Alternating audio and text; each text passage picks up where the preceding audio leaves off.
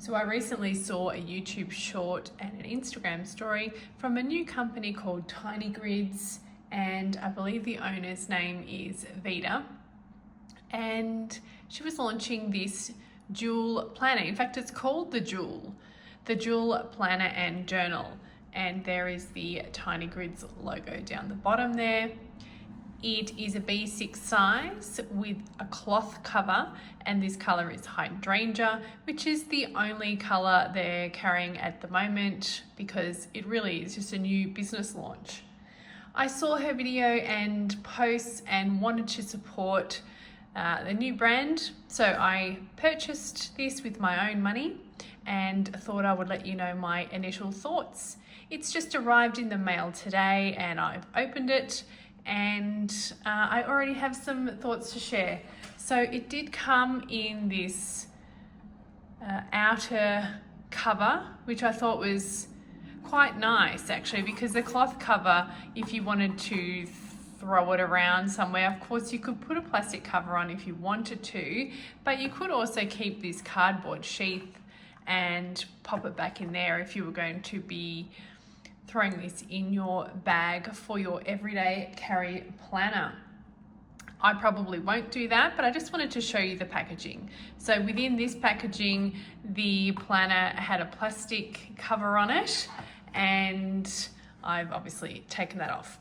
Now, it also included a sticker sampler here and some tiny tinyGRIDS date stickers as well. And I will show you where you can use those in the planner. But I thought that was a nice touch. I'm not sure if they always include these with the planner or whether it was a launch special. So just check that out on their website if you are placing an order. Okay, so as I mentioned, it's a B6 diary. It is undated, which really just means you can start it at any time. It still is designed to be a habit tracking monthly planner, weekly spreads, and a free journal in the back.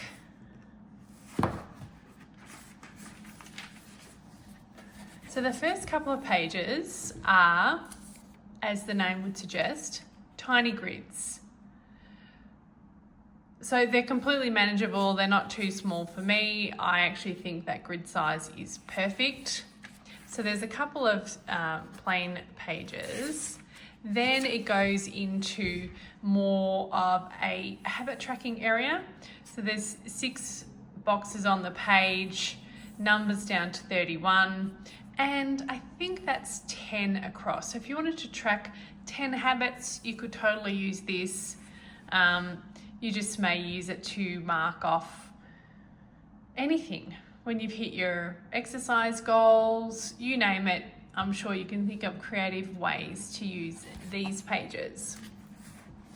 Then it moves into the monthly spreads. It has a Monday start, which I prefer. I like my weekend days to be together and on the end.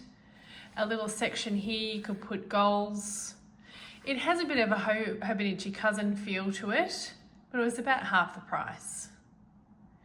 You could write the days for the month in where under the right day. The only thing I thought was missing was a clear spot to write the month in. That may have been intentional, it might have been an omission, but obviously there's plenty of room at the top to actually state which month this monthly spread is for. So obviously there's 12 of those. Then we get into the weekly spreads, and this is where your tiny dates, tinyGRIDS stickers would come into play. There's a little dotted or a line above the day of the week there, and that perfectly would fit this sticker. So if you like applying stickers, you will love this. Again, a spot down on the left for maybe tasks that you need to do that are not date specific, and then the weekly spread there. There are some times very small print down there which you could ignore or use. And yeah, I thought this was a nice clean layout for people who plan from week to week. At the back of the weekly sections, let's find it.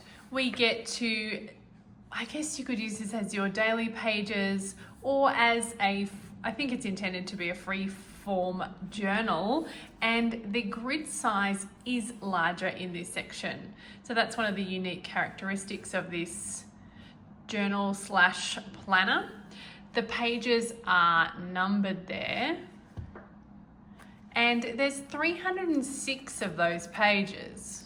Again, I thought, are we missing some pages? Are we a bit light on? Is that intentional? Does this company know us that we're actually not going to fill up a page every day? So just keep that in mind.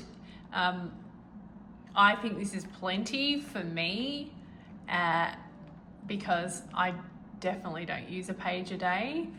And if I was worried about it and had used half a page for a day, I would just start the next day underneath. I wouldn't necessarily, I guess maybe I would decorate with stickers. I'm not sure. So that would be one I would just have to work out as we go along. Now, the weekly spreads, I was thinking about how I would use them because I'm not someone who time blocks or keeps my appointments in this format. I just keep them more as a task list that I check off for the day.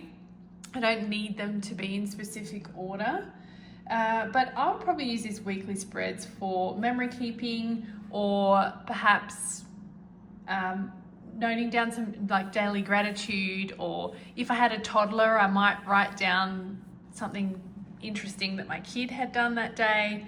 My kids are well beyond being cute at this stage. Sorry guys, but that's the truth. So you could think of creative ways that you could use this weekly spread if you weren't going to use it strictly for appointments. This is a high quality paper. I'm not sure if it's a Tomoe River paper. It does feel thin, but thicker than the Hobonichi. So you can see some shadowing there of me holding my hand through it. I have not done a pen test yet. I won't start writing in this until I decide exactly what I'm going to do with it, and then I'm happy to film a pen test and show you what I think. But it is smooth and it does feel slightly thicker than the Hobonichi. Overall, I'm pleased with this journal.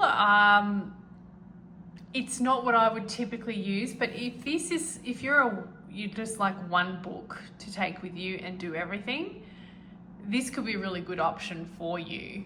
I will think of a creative thing that I can use it for. I'm not sure if I would put a plastic cover on it or if I would use this box, or whether I would just let it wear for the year. I'm not quite sure. I love the color. I thought the business owner or content creator that was posting about this journal was really sweet and has put herself out there and invested money to create a product that hopefully people will love, and that's why I wanted to support them.